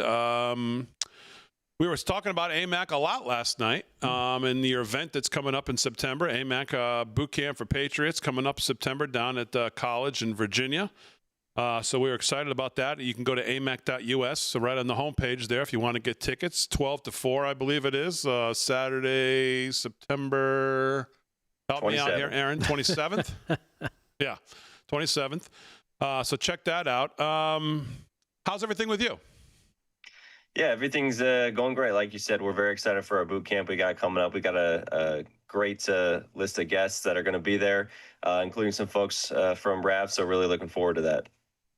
Yeah, looks like a great lineup. Let me ask you about the governor of California, because he is clearly, we know he's going to run. But in recent weeks, it looks like his press staff or maybe some underpaid intern has taken over his social media, and they're doing this serial killer all caps. I don't know if he's trying to do a Donald Trump on Twitter, but he's doing these all caps tweets to Trump all the time about trying to embarrass him. And it's just, I find it not very effective, and I certainly can enjoy any humor coming from either side of the aisle if I think it was effective. It doesn't seem effective, this mocking and mimicking of Trump. It seems like totally embarrassing, and it actually sounds like an 18-year-old doing it. Have you noticed this in recent weeks, and what do you think of it? Yeah, absolutely. So I'll actually give you guys a little preview. I've got a piece coming out on this tomorrow morning on AMAC Newsline, so be sure to check that out. But just a little preview of that. Yeah, so when this started happening, initially it just kind of seemed like maybe a one-off, but it's been going on for basically a week now, and it just seems like a desperate cry for attention. I wish, like you said, it would almost be better if it was some unpaid staffer, but these politicians, especially governors, these days, they take their social media very seriously. So he's probably got a whole team of people on taxpayer salaries who are sitting back there thinking up this stuff to put out. And like you said, I think they think that they're trolling the president, but it's really not working. I mean, this is a guy who wants to be president of the United States. And while Trump is up in Alaska talking to Vladimir Putin, trying to work out a peace deal for the Ukraine war, what is Gavin Newsom doing? He's sitting in his office in Sacramento, I guess sitting around a table with his staffers laughing at these tweets. But I don't think many other people find it funny. I don't either. And it took an interesting turn today, because today I saw one that he actually went after Dana Perino, believe it or not. He said something, and it started it was like Dana Ding Dong Perino or something like that. Again, in all caps. I don't know why they think that's effective, but whatever. They keep doing it. So he's kind of broadening out his horizons here from Trump, which takes up about 95% of it. But now there's like 5% that they're going after other conservative media types, other conservative types. And again, it just seems desperate and childish to me. It's not nearly as effective as Trump. And what's so funny about it is we all remember the last time we saw Trump and Newsom together, and Trump owned him. It was number one on the tarmac when he got off the plane to go to California after the fires. We all remember what that looked like. And Newsom there trying to kiss up to him and trying to, put his hand on his shoulder and trying to be nice. We all saw Trump out there. There's no match between these two. This guy is, he's too worried about how his hair looks, how his tan looks, Maybe people say he's the leading Democrat nominee, but to me, and by the way, to me, the biggest L that guy has taken, other than his state and driving everybody out of it because it's failed policies, overregulated, overtaxed, and everything else, is his one-on-one he did with Governor DeSantis, where he looked like a total fool, where the policies got exposed. He got exposed as not a good debater, especially up against somebody who's overwhelmingly smarter than he is, a better governor than he is, has better policies than he does. So I don't know what you think, if you think this guy's going to run, but to me, he got exposed more than anything Trump has done by the governor of Florida. Yeah, I think that's absolutely right. Even despite of that, I think coming out of the election last year, Joe Biden's obviously a non-factor. Kamala Harris gets totally embarrassed. I think that on November 5th of 2024, or the day after Election Day, I should say, nobody had the inside track to be the Democrat nominee in 2028 more than Gavin Newsom. And since then, all he's done is totally embarrass himself. I think there's a truism in American politics where there's this delicate balance that you have to strike if you're running for president, where you have to dominate the narrative and you have to be in the spotlight, but you can't seem like you want the presidency too much. I don't think that voters really like politicians who have a very obvious lust for power. And I think that Gavin Newsom has gone way too far towards that side of the spectrum, where he's just so desperate for attention. And he's completely defined himself by being the anti-Trump, right? The great thing about President Trump is that he built this political identity for himself, and it was entirely unique, and it was so authentic, and it was so him. But all Gavin Newsom has is, I'm the anti-Trump guy. Well, the news flash for Gavin Newsom, if he does end up running, which I absolutely think he will, is that Trump is not going to be on the ballot in 2028. And so I'm not sure exactly what Newsom's pitch is going to be, because right now it's all just, I'm the anti-Trump. Whatever Trump does, I'm going to do the opposite. And I'm not sure where that's going to leave him. Yeah, especially, again, sometimes I think maybe we try to make things too easy because everything seems to be complicated in politics. But who in America wants the rest of America to look like California?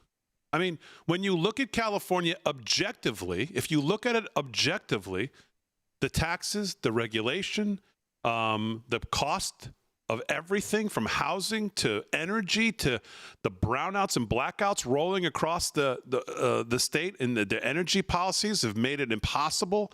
I mean, who in America on a very simple, I know Democrats vote at their own demise most of the time, but I think most Americans look and say, well, geez, this person left, that business left, this person left, that business left. I have friends there I talk to, and they say it's horrible. The weather's great and it's beautiful, but this place has just been ruined. Who wants to take that and go, yeah, let's make the rest of America just like that? Yeah, I think that's absolutely right. Just look, for example, what's going on in Virginia right now, which obviously has a big gubernatorial election coming up. Not exactly a red state, purple state, maybe a little bit of a blue state. But what are the Republicans running on? You hear it all the time. Don't California my Virginia. And you're hearing that nationwide.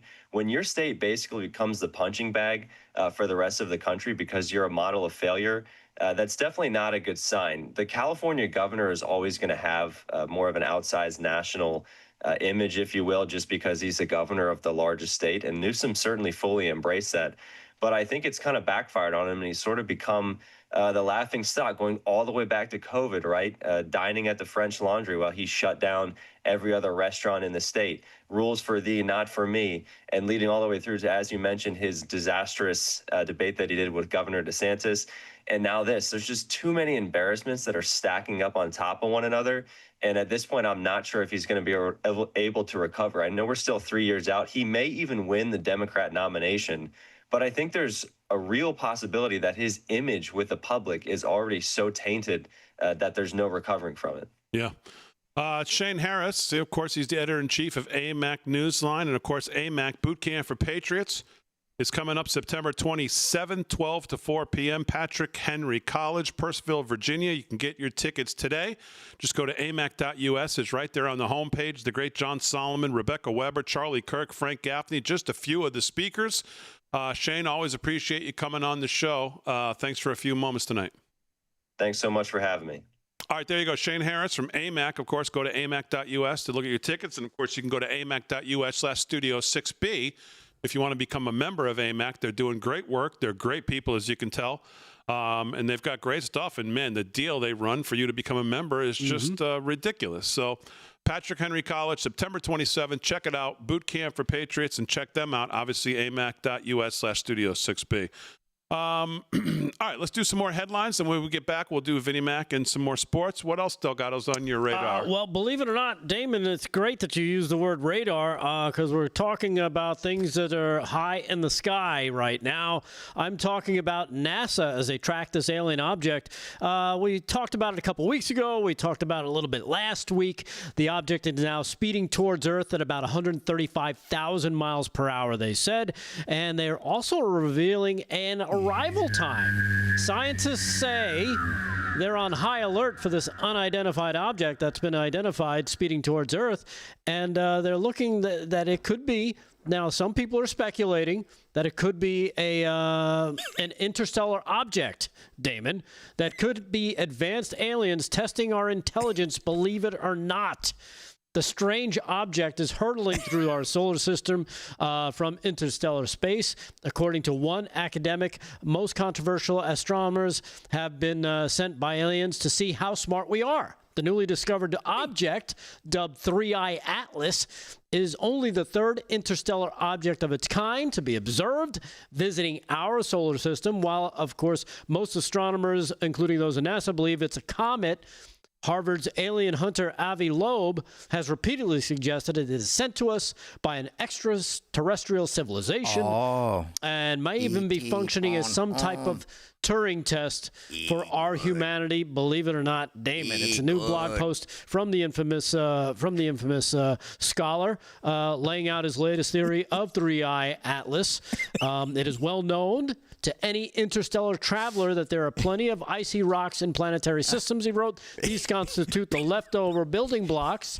Big D's giving you a hand with the story. That's great. For that reason, an alien might assume that any intelligent observer on Earth must be familiar with space rocks as they impact Earth on a regular basis. So there you have it. It could be alien intelligence, believe it or not, on its way to come and see what we've been up to, Damon. Oh, so, yeah, yes. I don't know if you, I don't know if you've been following that story. I got an alien auto pen. Look at that. That's great. They're saying the craft could arrive on Earth sometime between November 21st and December 5th of this year. Quick. The so-called early Christmas. Yes, the so-called interstellar object is only the third of its kind ever observed in our solar system. I know, very exciting stuff, very exciting time right now. And I don't know if you saw this as well, another space story for you. NASA's Webb telescope finds a new tiny moon around Uranus. Really? Yes. According to this. Thanks for giving us a ring. According to this, the Webb Space Telescope spotted the tiny moon orbiting Uranus. It's a new member of the lunar gang. It's it appears just 6 miles. This probing is going wide. too far, Delgado. It was spotted by the telescope's near-infrared camera during the observations in February, and scientists think it's hidden for so long, even eluding Voyager 2, the spacecraft that did a flyby about 40 years ago, because of its small size and faintness. So there you have it. That's an unidentified flatulent orifice. Yes. I don't know if you know this, but Uranus has 28 known moons, and this could be the 29th. So there you have it. A little more space news for you tonight. Where do we go? Touchdown. That's the new talent we have on the show now. What? This has got to be other news. I mean, how can these be the lead news stories? I don't know. This is the greatest headline. He doesn't want to alienate the audience.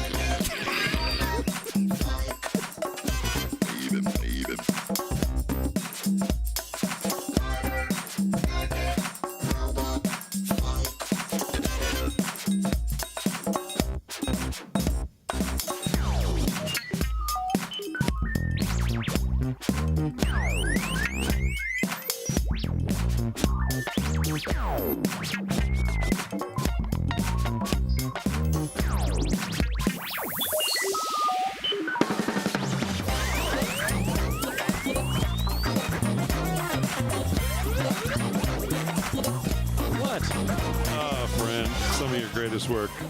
It's true. You could have went out with a better outro than that. Oh, God. What? Yeah, I keep that track special. You keep that. I have that queued up at all times. Just beautiful. Well done. Well done. Well, it was a big story.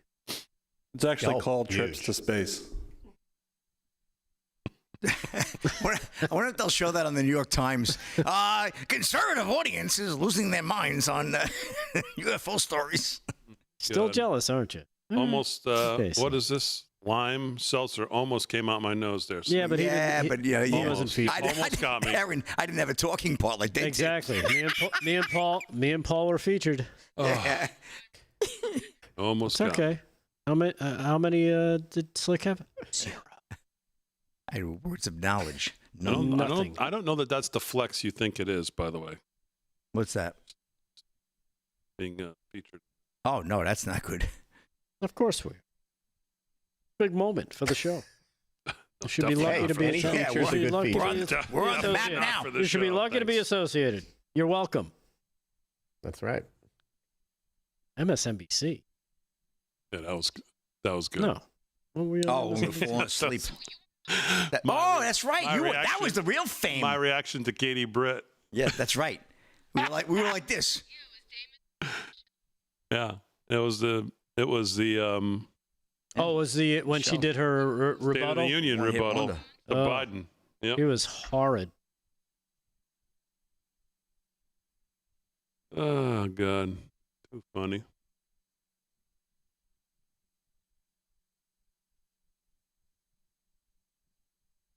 Nine UFOs no one can explain. Yeah, including 9 UFOs. Yeah, right here. Look. MSN. Do they still print the Inquirer? That magazine, done. that rag in the steps. Salgado, why don't you go probe into that and find out? Thanks for giving us a ring. Yeah. That was great. Those UFO stories are too beautiful. They really are. Well, you're tracking it. Let us know when it gets closer. Exactly. We need one of those glow-in-the-dark. Farmer Brook, Damon, college football this weekend, my friend. Yes, I am aware. How's Farmer Brook doing, Aaron? No, have you picked 10 games yet? He's got to go 60% to get on the odds makers this year. I heard he's doing good. I think right now he's 4-2. 4-2. 4-2, so he's on track. Wow. Yeah. On track to be back. He's more than on track. Yes. He's doing fantastic. He's got.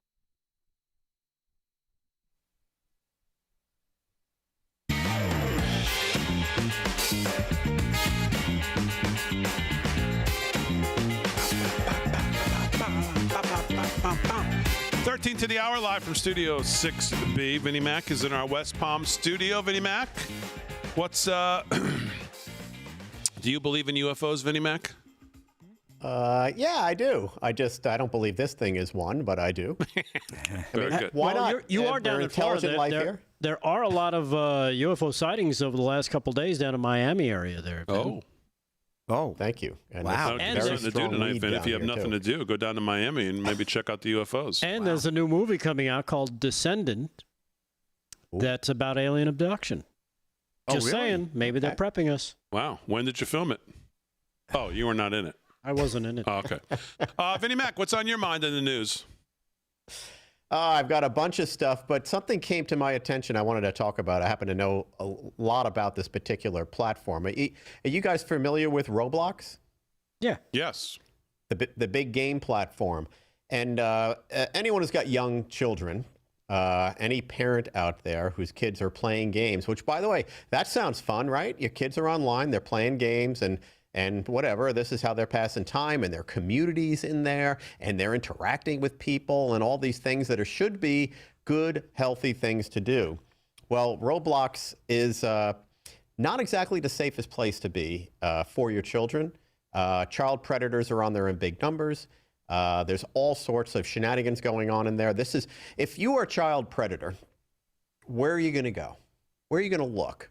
You're going to go look where the kids are. So the policies to protect our kids have to be really strong. So there's a series of lawsuits going on, state after state after state, suing Roblox because their policies and their security systems and all the things that they say that they have in place, they're simply just not working. And it's becoming a big story because there's so many kids on this platform. There's millions and millions playing these games. and they're becoming targets by not just child predators, but all sorts of scams. So I wanted to point that out because it was brought to my attention by some of the folks watching our show on Facebook, but I know this platform very, very well, and I had always thought it was not too many kids on it, but it turns out the majority of the users are young people. So I wanted to point that out and at least speak to it that our governments within states and so on are taking aggressive action. But if your kids are on Roblox, I'd be really careful. Well, I mean, that's that's the thing, Vin. You know, my daughter was playing it the other night with her friend in Scotland.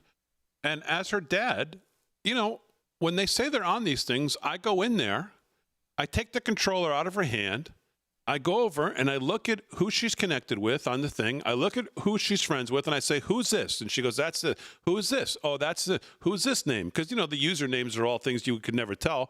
She knows every person that she's friends with, and only those people she can play with and contact her. So there has to be some parental involvement. Yeah. When your kids are on these things, to walk in there and say, okay, who's this? Who's this? You're not friends with anybody you don't know. Make sure you know everybody. I mean, obviously you can't, nothing's 100%, but you got to be involved to some degree with your kids, whether it's their cell phone, their social media, their roadblocks, their gaming consoles. You got to be involved. Yeah, it's a great point, and you're absolutely right. I mean, I think there's parenting deficiencies perhaps that contribute to it. But there's also the platform, which, you know, if you have a platform and there's a large amount of this stuff going on, you've got to do things to try and fix it and manage it as well, because, you know, it's like having a retail store and it being dangerous for someone to go in it. You know, this is even though it's digital, it's a retail store or a place to play that, you know, has some exposure to some bad people. You're a good parent and your daughter is a conscientious person. There's just not always out there, and I'm not making an excuse for parents who aren't doing proper parenting, but there's got to be a better balance to the protections that are offered on these platforms, because they'll just sneak through. You know, that's the problem. They're very good at cunning their way in. So, well, kudos to you though, Damon, for the way you're managing that. So I love it. Two other stories I wanted to talk about, and we were talking about Bongino and this other position that was created with the FBI. But I know you guys might have talked about this already, but Tulsi Gabbard removing the security clearances of 37 officials, all related to this Russia hoax. And all of this basically is adding up to a complete cleansing of our intel departments of anyone, even the underlings, which is where we have to go. The people that protect the folks on top are these underlings. And if they were part of this, even if they were told to do it, I love the fact that she is going in and removing their security clearances and giving them a punishment that hopefully becomes a little more public, a little more visible for the stuff that they did, because they did some really bad stuff to our country. They covered things up. They didn't follow the proper process. And kudos to Tulsi for taking action. And I can't wait till the FBI does the same thing. One other story that caught my eye, this is why blue states are just falling apart. And the entire immigration discussion, the illegal immigration discussion, and why it makes zero sense. J.B. Pritzker, the governor of the state of Illinois, great state. Salad At least Dodger. It was for a while. Exactly, Salad Dodger extreme. He is now allowing and signed a bill allowing foreign aid to illegals. All residents, whether your status is legal or illegal. Now, what I just don't understand is if you're here illegally, you really don't have any rights. I mean, you have right not to be killed. You have a right not to be, robbed and some basic stuff, but you don't have rights of benefits that our citizens are entitled to. Or at least if we utilize and fulfill all of our citizens' needs and there's something left over and we want to allocate it to people who are here illegally, I'm not for that, but I can at least hear that argument. But that's not what's happening here. They're putting them on an even playing field like other states have, and this is law now. This isn't like, some idea. This is signed into law that it's equal status. And when you're talking about education, and we know the lack of education we've had in this country with a lot of our kids, we need to get more of our kids in these schools. We need less foreigners in our schools, and we certainly don't need illegal people in our schools getting free money from the very people that should be getting funding to go to school, our citizens. So how on earth they get away with this? All these parents out there in Illinois, I mean, what the heck are you thinking? Electing these people, you should be protesting this very move. If you got kids that are going to be in college soon, or going to go to any school, med school, et cetera. Well, then it's all in the name of issue. It's all in the name of equity and betterment of they're more virtuous than the citizens. Most Democrats think the illegals are more virtuous than the citizens, and it's just a matter of happenstance, their life, the way they ended up here, and then you should all just get on board and, what are you talking about? I think it's clear this is all going to backfire. All these dumbass policies, and especially the fact that, it's not just education. If you look in many of our cities, particularly in California, we're giving benefits over our veterans and even our homeless people who are citizens. This stuff has to backfire at some point. It's going to add up, and we might see some big blue states flipped at some point. I'm really kind of seeing I wouldn't hold my breath. That kind of momentum.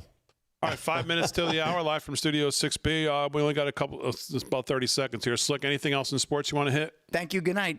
Yankees up 3-0 over the Tampa Rays. Delgado, any other headlines we haven't hit? Yeah, I don't know if you saw this. They're really cracking down on crime in D.C. Cut number 1. Check out who got pulled over. No criminal is safe in D.C. Cut number 1. Yes, Fox News' own Brett Baer. He addressed this tonight on socials finally. Because I guess the cops saw him driving his wife's car, and he picked up this cell phone. Said, nope, not supposed to be driving and talking on the cell phone. He got pulled over. That's a nice G-Wagon there, by the way. That's a nice G-Wagon. Big D wants to get one of them, but can't afford it. All right, thanks, everybody on the show. Aaron, Fran, great job as always. And, of course, we salute all of our emergency personnel, everybody that keeps the country moving forward, all our truckers, all our farmers. Thanks, everybody. We'll see you tomorrow night, Wednesday. We're back. 8 o'clock right here, Real America's Voice, live from Studio 6B.